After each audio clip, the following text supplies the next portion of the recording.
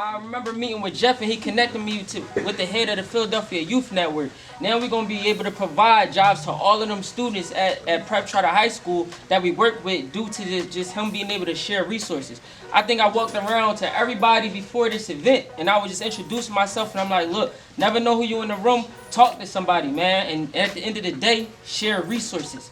That's what it's about. Like-minded people coming together, and we make a big impact. And this is why what we're doing for the youth out here with the Youngest in Charge Empowerment Program is so groundbreaking that we have these people in this room right now that even understand the vision. But it's about having a vision and sticking with that, man. I just want to shout out to you for that, because now that little connection and meeting we had, we now able to employ kids who thought that they couldn't even get a job here in the city. So make some noise for that. I always remember my experience as an 8-year-old, always. What I seen, once you're exposed to it, if you live in a bubble, you don't think about it. But if you're exposed to it, then you see what goes on. That's right. And I always wanted to have a business that helped people. And so I was always searching for a way to use my grocery business to help people. I started the real part of my business by listening. And we held a town hall meeting in Southwest Philly to find out what was going on. They told me horror stories about how Acme treated them. Horror stories. Like they didn't treat them like every other customer they had. And basically I'm like, you just treat people right, you're gonna fix most of these problems. And the second thing I learned is we all come from different places. Different races, different religions, we come from different parts of the world, and that affects your diet, what you eat, what you celebrate. And I learned a lot at that very first meeting. Now while I'm doing that, my customers in food deserts, they got a lot of challenges, like we are all very aware of in this room. Yep, to the yep. You already know what time it is. It's your girl, POC. We back with the Youngest in Charge. We had another community event. I'm standing here with Mr. ShopRite himself. He even got the socks on. Show him the socks, Jeff. Show him the socks. He got the socks on. They don't call him Mr. ShopRite. They got a story. Well, tell us the story right now. So a young entrepreneur that we work with brought me them as a present, and one of his things are these socks. And they're cool. But I got to ask you, speaking of entrepreneurship, this is what you're here for. You were having, a conversation with us earlier today at this event. Talking about entrepreneurship, when it comes down to entrepreneurs, you see everybody around. What do you think right now, being a part of the community again? I mean, I was a young entrepreneur. You could tell from the very beginning that I had that kind of hustle, the energy, and that's what I see in this room. I see so much human potential in this room. And they see potential in you. Somebody shouted out, you should be running for mayor. What you think about that? I heard that. We'll have to see about that. We getting excited. But I got to ask you, too, when it comes down to what's going on in Philadelphia, you talked about, the different things that you've seen being in the city of Philadelphia over the past 20 years. Tell us a little bit about what you talked about earlier. I don't know what our plan is, what our vision is. I think we really need one. I think truth of the matter is, like even as a human being, if you don't have a plan, you're not going to get there because you don't know what you're working towards. And every business needs to have a plan, and cities need to have a plan. And I think a lot can improve by us having a vision that we all buy into. And I think it would have to start with a lot of young people go to our K through 12, and it doesn't matter if they go to the charter school or they go to a district school, they're being dumped into poverty because they're not being prepared to be successful at work. Now, I know some people go to college. I think they're doing pretty good.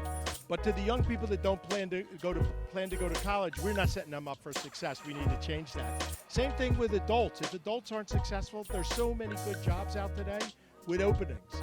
And our workforce system should be preparing our people for good jobs. And I just don't see it happening.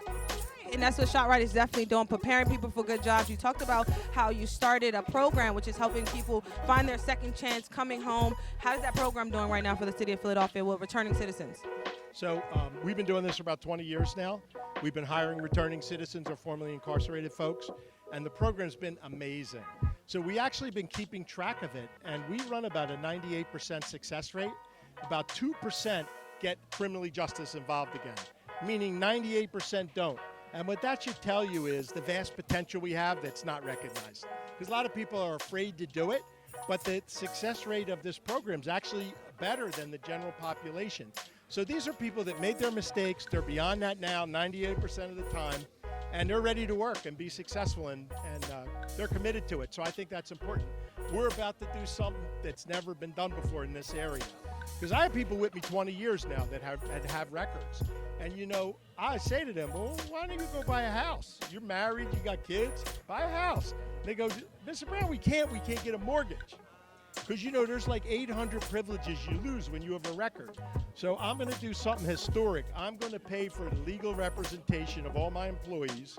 I have 500 of them, and we plan to clear all their records this year through expungements and pardons. I'm doing that through a nonprofit law firm, Philadelphia Legal Society for Social Equity, and we're hoping we start a national trend.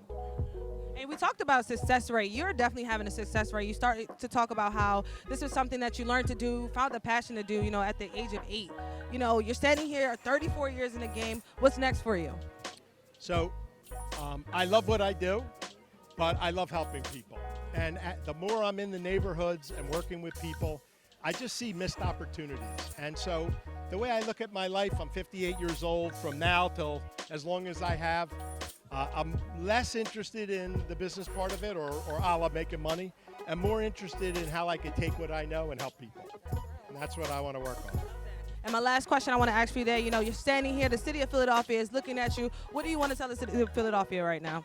All I could say is I'm with you, and I'm with you regardless of what neighborhood you live in, your race, religion, or anything else.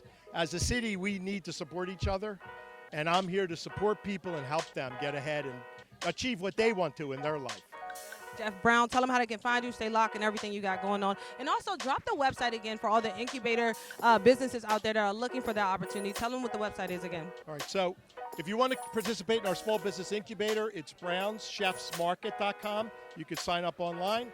If you want to get me, I'm real easy to get on just about every social media, Jeff Brown Grocer.